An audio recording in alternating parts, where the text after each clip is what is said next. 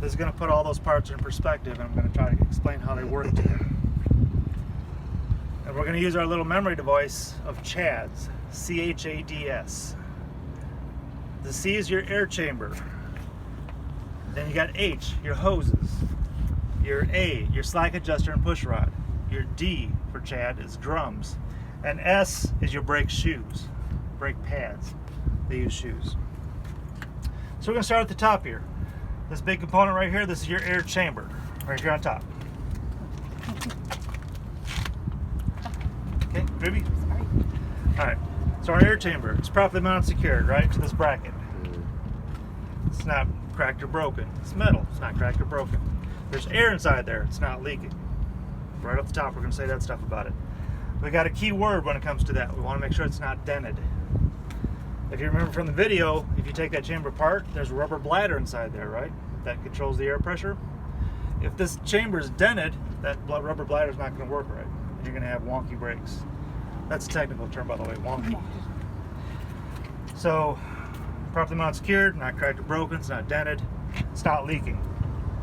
We'll go to the H of our CHADS, which is hoses. Back here is what we're talking about, this hose that comes off the back of the chamber.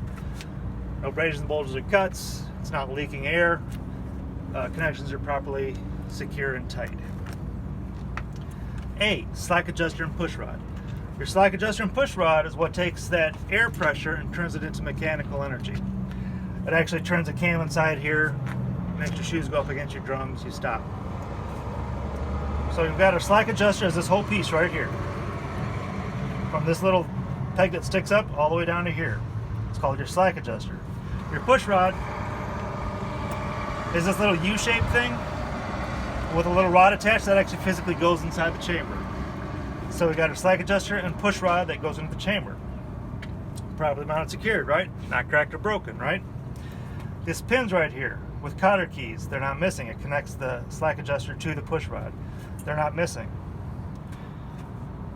Slack adjusters, what it does, it adjusts the amount of force that goes up against those brake drums. In the old days, if your brakes were out of spec, we had you crawl under there with a 3/4 inch box wrench and crank them down and then back it off one turn. Oh, I'm sorry, 3/4 of a turn. Also, all slack adjusters now, they're self-adjusting. You don't have to do that anymore. If they're way off, it's going to require going to a shop and fix. So it's slack adjuster, push rod. Then we go to our drums, our brake drums of our CHADS. Our brake drum is right here. Everybody can see it?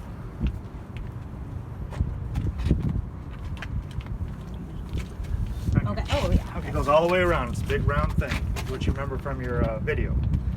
So your brake drum, it's not cracked or broken.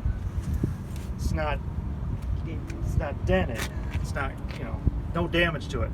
There's no loose brake parts rolling around inside there. Also, you want to talk about, there's no oil or grease. You don't want oil and grease on that drum because your brake shoe actually comes up against that. If you got oil or grease in there, you ain't gonna stop very well. You aren't going to stop very well. So that's your brake drum. Then you got our brake shoes for your S of your CHADS, which is right up against your brake drum, and that's right here. You see that? Can you see the shoe? Oh. Right there.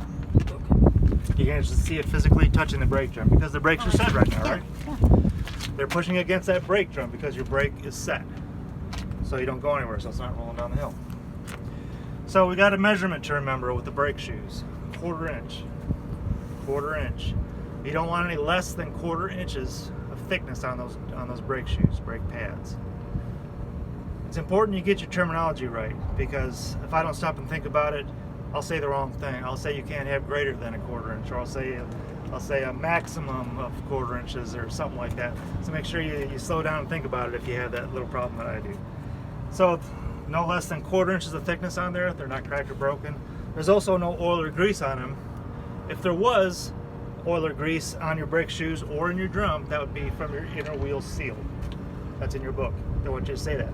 If there's oil or debris on your brake shoes, that's from your inner wheel seal. It's leaking. Your inner wheel seal, you can't see it. It's way up in there. But trust me, it's up there. Trust me. Alright, that's your CHADS. Everybody kind of relate all that to the video that you watched? All right. And we're going to go more into detail about our air brake system once we actually, get inside the truck here and actually do the air leak test. All right. So we did our suspension, we did our steering components, we did our chads, our air brake system. Keep working our way out. We're going to talk about these bad boys, your tires. Because if these aren't rolling, you ain't making no money. They're rubber, right? No abrasions, bulges, or cuts. Do it just like that. No abrasions, bulges, or cuts on the tread or the sidewall. Your tread itself here, it's evenly worn. There's no flat spots, anything like that. Now their measurement for you guys to remember. No less than 4 30-seconds tread depth. 4 30 seconds. If it's less than that, you're out of spec and going to be put out of service. One more thing about these tires, they cannot be retreads. They have to be virgin rubber. Does everybody know what a recap tire is? You see them all the time traveling down the interstate. These big hunks of rubber everywhere.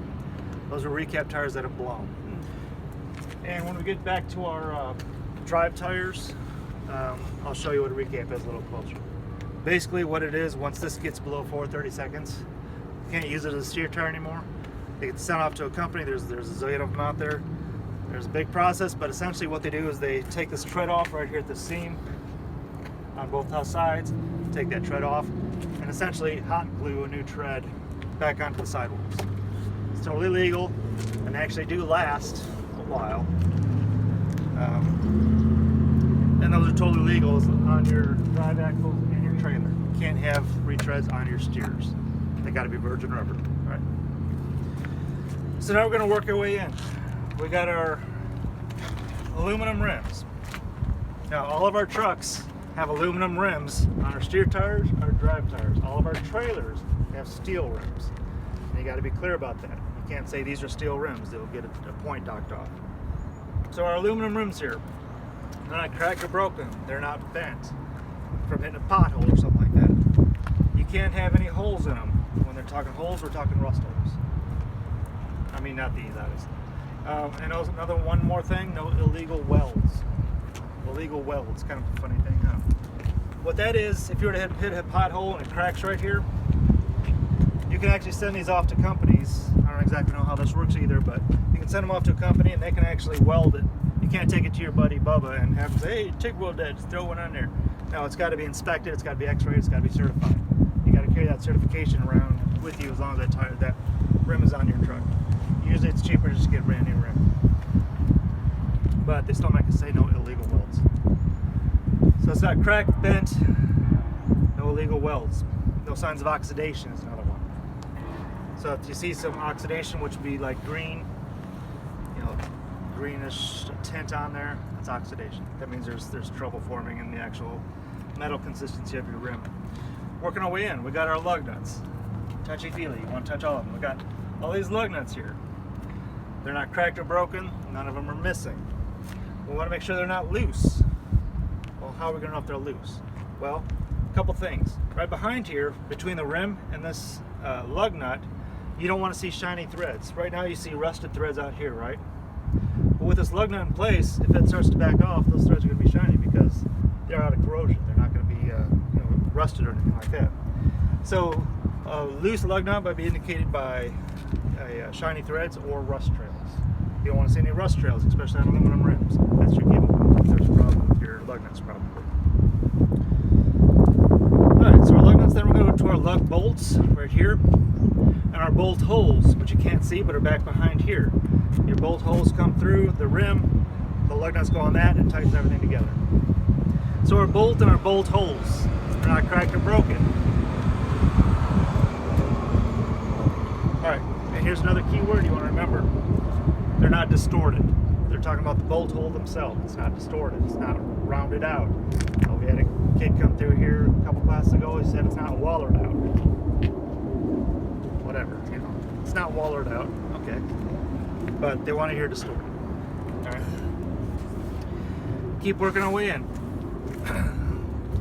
Right here. This is our outer wheel seal. Don't mistake it for the inner wheel seal. Outer wheel seal. We used to call them hubcaps, but they want the technical term. Outer wheel seal. It's plastic. It actually attaches. It's properly mounted, secured to the hub. Back behind here, this is all metal. with all these bolts. It's not cracked or broken. It's not leaking. There's hub oil inside there. Also, there's a little rubber port right here. This actual cap is rubber.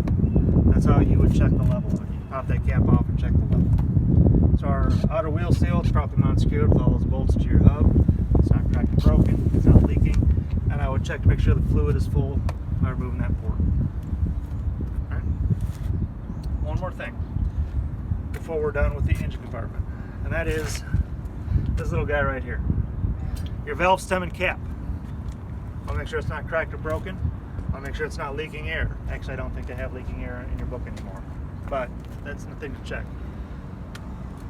And there's a little phrase here you're going to have to say. I would use a tire pressure gauge, which all very good truckers should have in your truck at all times. I would have a tire pressure gauge to make sure this tire is inflated to the proper manufacturer's recommendation. Well, how do I know what that is? I don't know. Well, it's on the sidewall here. If you look right down here, it'll say 100 psi cold. Actually, I think these are 100. Yep, right here. In the little parentheses, it'll say 100 psi cold. That means this has to be properly inflated to 100 psi. And you'd use your handy dandy little trucker quality air pressure tire gauge. So basically, to wrap that up, I'd use my tire pressure gauge to make sure this is inflated to the proper recommendation by the manufacturer. And if you don't know what it is, I would find it on the sidewall. That's really all I gotta say. You don't have to physically check the tire because, you know, we don't care. Any questions? This wraps up your engine compartment.